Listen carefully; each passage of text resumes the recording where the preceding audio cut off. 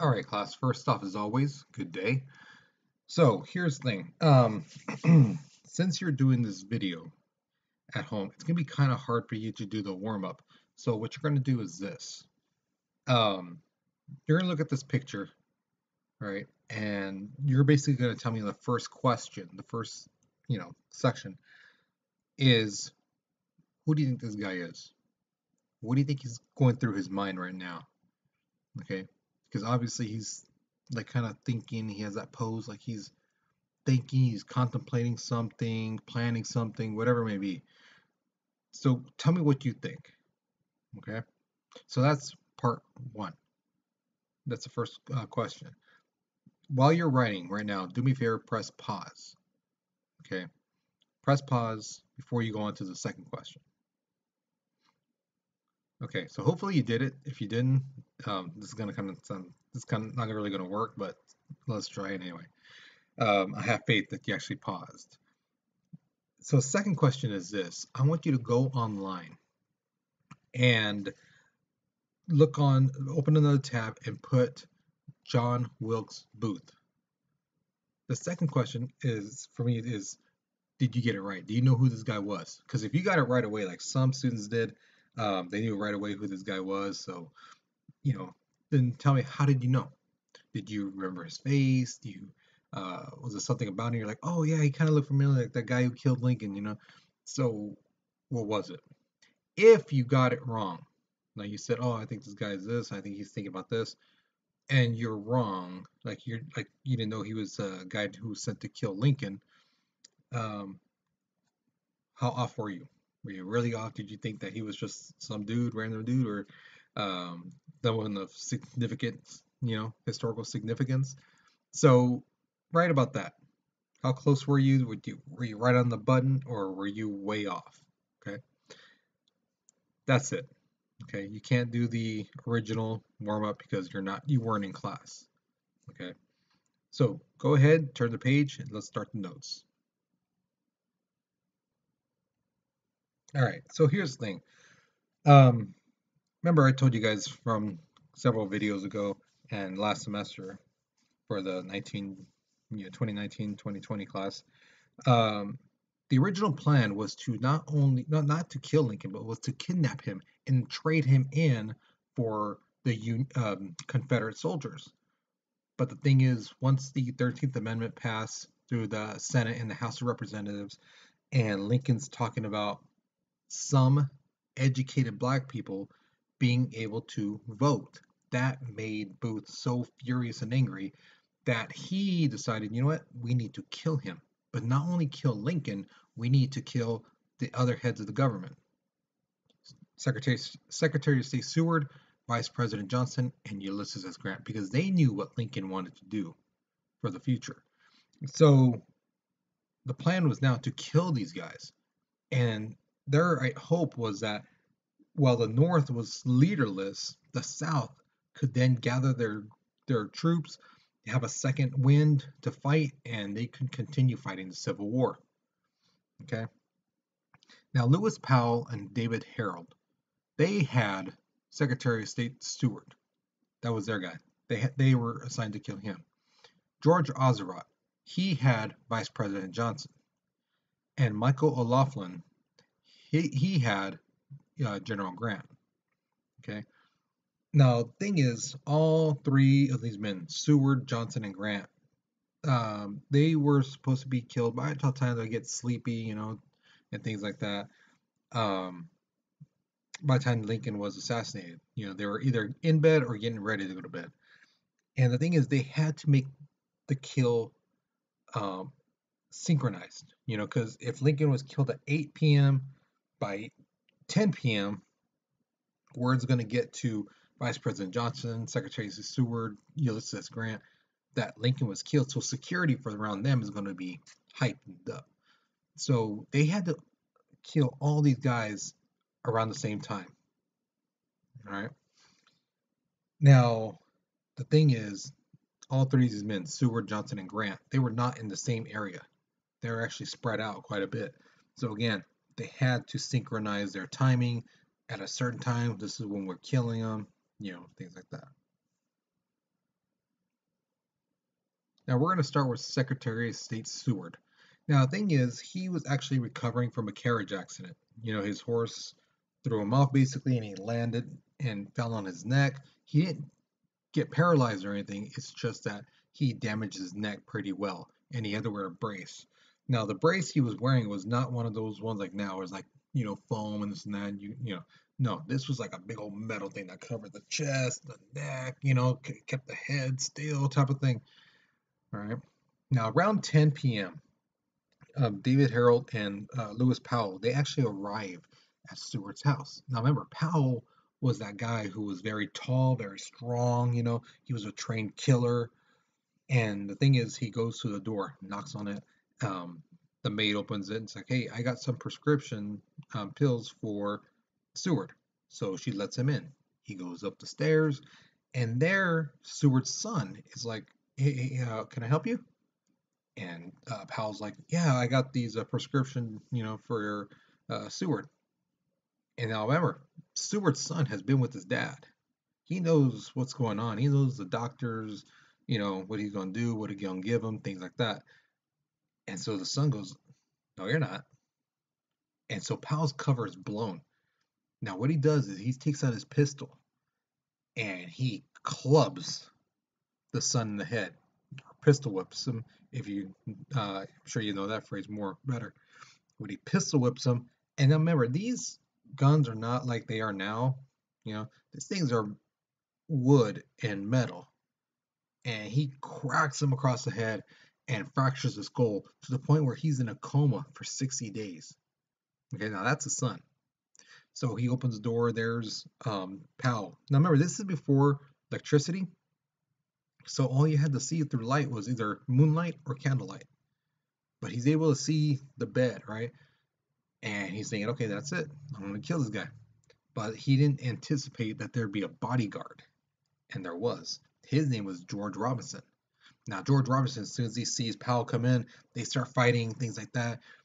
Powell takes out his knife and slashes Robinson right across the forehead. So imagine a big old knife coming and cutting the person across the head.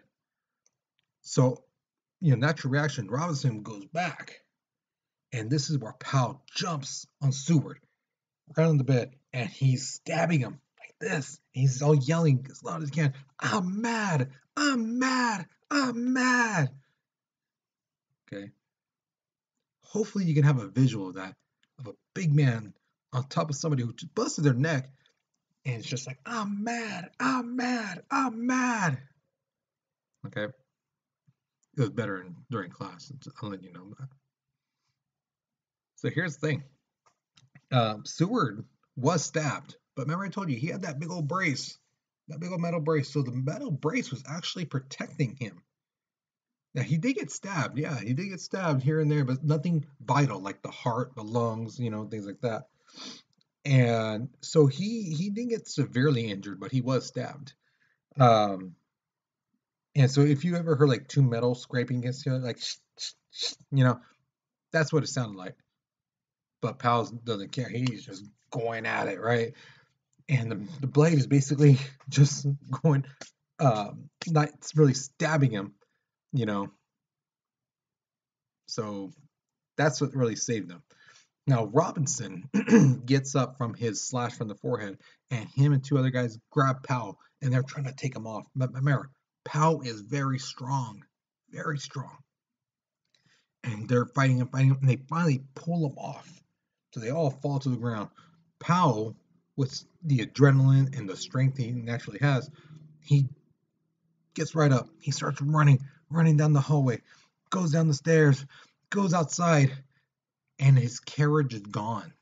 The guy who was supposed to be his getaway driver is gone. And now people are screaming and yelling and this and that. Lights are turning on here and there. And Powell just starts running. Wow. I know we went down this way. So he's running down that street. I think we went down this way. He starts running down that way. This looks familiar. Down this way. So he runs that way. And he keeps doing it because remember, he was not driving the carriage. So he really didn't pay attention to take a left here, take a right here, go straight for 3 blocks. He doesn't remember any of that stuff. So he's like, "Where am I?" And he's like, "This looks familiar. I guess this way he starts running. They were supposed to meet at the Navy Yard Bridge. All the conspirators. They're supposed to meet there and then head on out of Maryland, basically. But the thing is, Powell, made several wrong turns and he ended up being lost. So he spent the night in the cemetery. Okay. Harold, the guy in the carriage who's supposed to wait for him, as soon as he heard the attack happening, when Powell's like, I'm mad, he took off. Why? Who knows? But he took off and he made his way to the Navy Yard Bridge to meet up with Booth. Now, when he gets there, he sees Booth, and Booth is injured.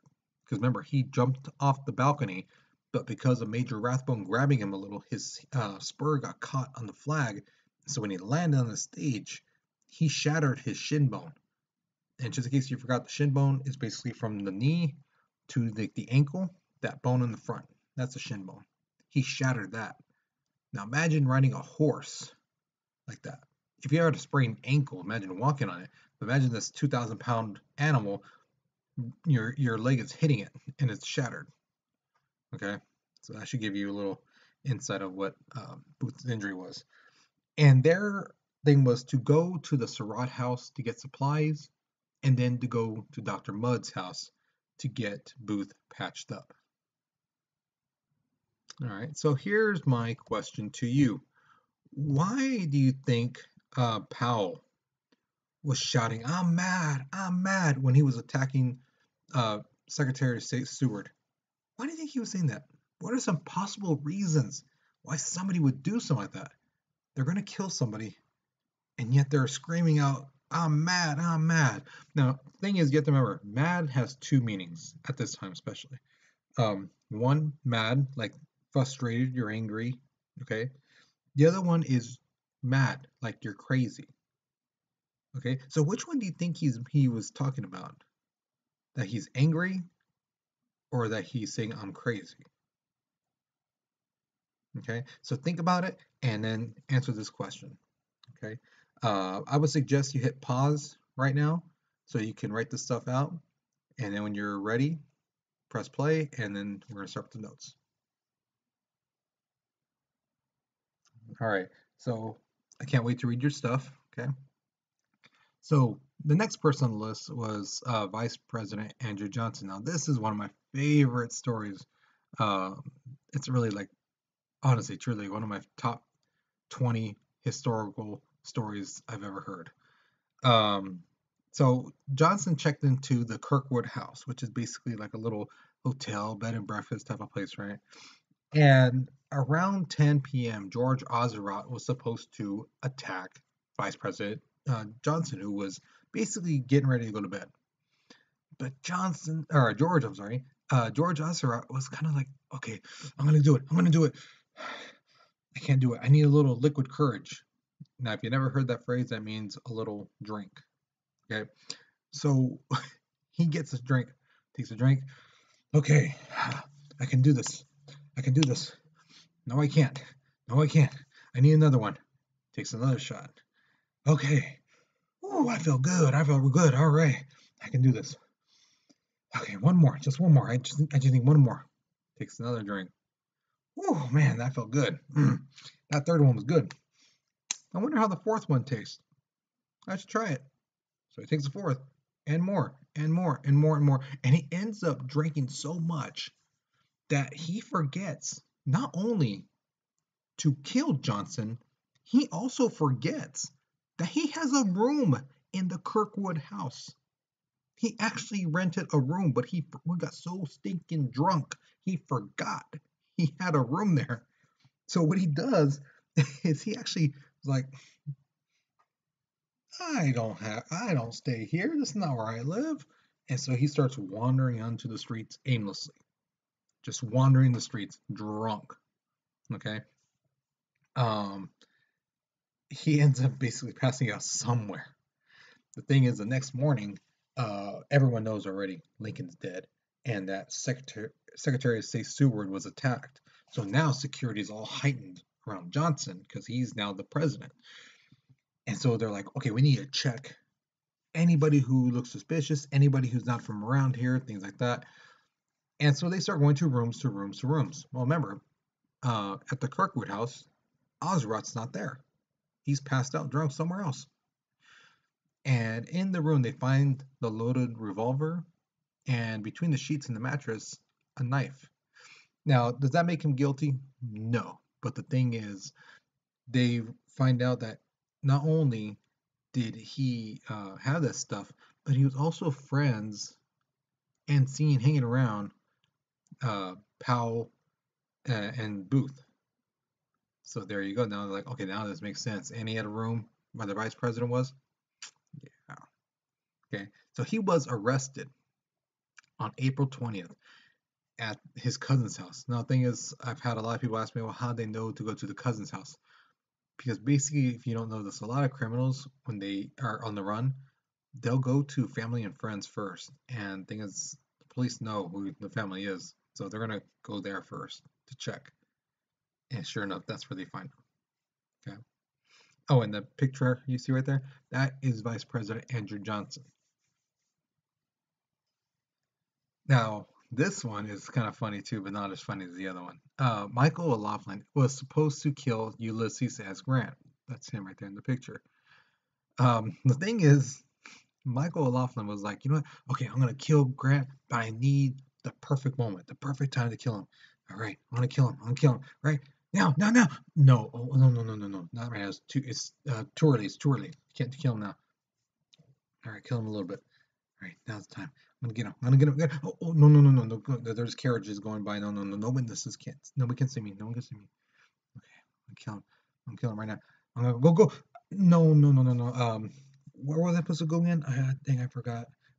He's making like he, for waiting for the perfect moment, but it's never coming. And as many guys know, there is no such thing as a perfect moment. You know, if you make a plan, it doesn't always go as planned. So a lot of historians believe that he got cold feet, right? That he was like, "Oh, I'm gonna do it," but really and early he was like, "I can't do this." So he was detained for suspicion, because again, remember they're looking for suspects, people who might try to kill Johnson, Grant, Seward, all these guys. And then what happens is later on they realize, wait, he has been spotted at the Surratt house. He has been spotted with Booth and Powell, and Azeroth. So yeah, yeah, you're one of the people. So he was charged with being part of this conspiracy. All right. So before Booth went to assassinate Lincoln, he asked a friend, one of the people, a stagehand, one of the friends at the Ford's Theater, which he worked at quite a bit of time. He basically told him, "Hey, dude, do me a favor. Um, get a horse for me by the back door, because I got to leave really quick. You know, after and during the play." That guy, his name was Edmund Spangler. Now, Edmund Spangler was charged, as part of the conspiracy, but really, this kid had no idea what was going on. He was just doing a favor for a friend. You know, yeah, Booth, a famous actor, a guy who he knows works there. Ask him, "Hey, can you do me a favor? Just get a horse ready for me." So he's like, "Yeah, sure, buddy." Okay. Now, he had the horse ready for him, and the thing is, once Booth jumps off the stage, hurts his leg, and storms out the back door, there's the horse, and he rides off. Um, he goes straight to the Navy Yard Bridge, and there he meets David Harold. Now, once they leave, as you look on the map, they actually go down to the Surratt house, like I said, to pick up supplies, weapons, food, things like that. Then they go to Dr. Mudd's house to basically get a splint on his leg. All right. Now, Booth is looking for help at various spots. Okay. But their goal was basically to kind of lose. They knew they were going to get chased, but to lose the pursuing group by traveling to the muddy, dense forest area of Virginia. Okay. So as you see on the map, he's going down. He sought help from this guy Samuel Cox. They stay in the woods for several days, and then they go on a boat to get to Virginia, but the thing is they take the wrong route and they end up back northern, more northern than when they were when they left. So then they're like, wait, we're still in Maryland. Dang it. So they get back on the boat, go back around, and then they get to Virginia. Um, it says that the Lucas farm they slept in the cabin. Now, thing is, Booth, uh, on April 16th, while staying in the woods, basically tells Harold, hey, I can't go out in public because people know who I am. People don't know who you are. They don't know your face. So do me a favor. Go into town and get some southern newspapers. Not the northern newspaper, the southern newspapers. I want to see what they say about me. I want to see how they're going to say I'm such a glorious hero. I killed the evil Lincoln. I gave the South hope. I'm Mr. Chingon in a sense. Mr. I'm there. I'm the hero of the South. Okay. So Booth is waiting to be praised as a hero, but thing is, instead, he's actually condemned as a coward. The South is like this yellow, this coward, this disgrace, you know. Because the thing is, you have to remember, back then, even if you killed an outlaw person, to shoot him in the back, especially an unarmed person from the back, that was seen as cowardly. That was like no respect, no honor in that. And Booth is just furious, furious, and he's just and flabbergasted. He's like, seriously? You ever had someone like do something really stupid and you're like, what are you doing? Are you okay? Something wrong in the head there? That was Booth. He was like, what is going on here? And he can't believe it that they're saying all this stuff. And he's like, I did this for you guys. No one did any of this stuff. I did this. Even my other conspirators, they failed. I succeeded. I killed Lincoln. I did what more than anyone could do. I did this for you, the South. And this is what you're saying about me? He is furious, just so mad. Okay. Now, the thing is, he can't sit around just be angry and this and that all day. Because remember, there's troops looking for him. Okay. Now, the thing is, on the morning of April 26th, they actually catch up to him at the Garrett farm, and there he is in the barn, in the back. Now, these Union soldiers basically surround it, and they're like, hey, Booth, we know you're in there. Come out, and if you don't come out, we're going to set it on fire. Now, at this point, David Harold's like, you know what, that's it, dude, we're done. He comes out, hands up, I surrender, to the troops take him, but yet they still surround the building. Booth is not going to go out that quietly. Okay. And thing is, he's like, what am I going to do? Things like that. So he's like, trying to, like, how are we going to do this? Because again, they're surrounded.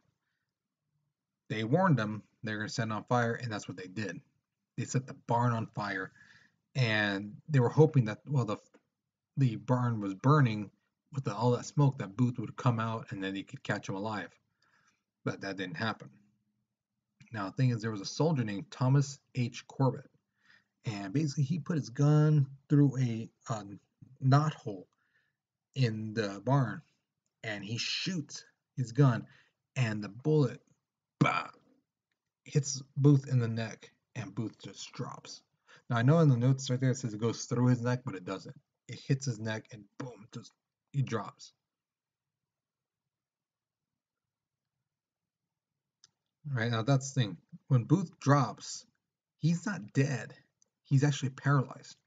The bullet hit his vertebrae and like basically severed the nerves, so basically to the point where he cannot feel anything for the neck down.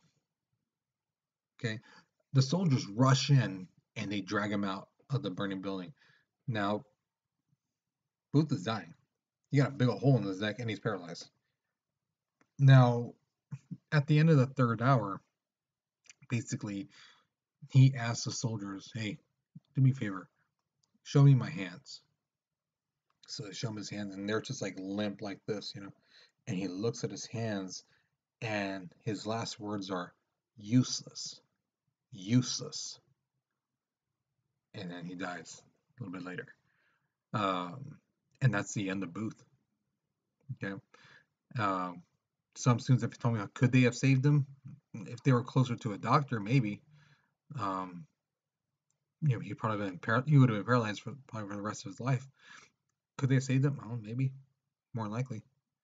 But yeah, he died. And that was his last words. Useless, useless. So here's your last question. Why do you think Booth's last words were useless? Useless. What are some possible meanings to that? Was he talking literally about his hands, or was he talking about something else? If he was talking about something else, what? What could he talk about? What could he mean by useless? What was useless? Okay, so think about that for a bit. Okay, and then write out your answers. So that's the end of this video. Hopefully you learned something new. Hopefully you enjoyed it. Again, it was a lot better in class. I kid you not. Like all these videos, they're kind of bland. They're not that great. But in class, you know me. I'm moving around. I'm doing all this stuff. So I do apologize for that. I do watch these videos once in a while. And I'm like, oh God, I suck. But again, that's why you should really be in class. Okay, to see the whole shebang in a sense. Okay. So again, that's it. Hopefully you enjoyed it, and I will see you guys in class. Don't forget to turn this into the basket next to the door. Okay? All right. See you guys later. Bye.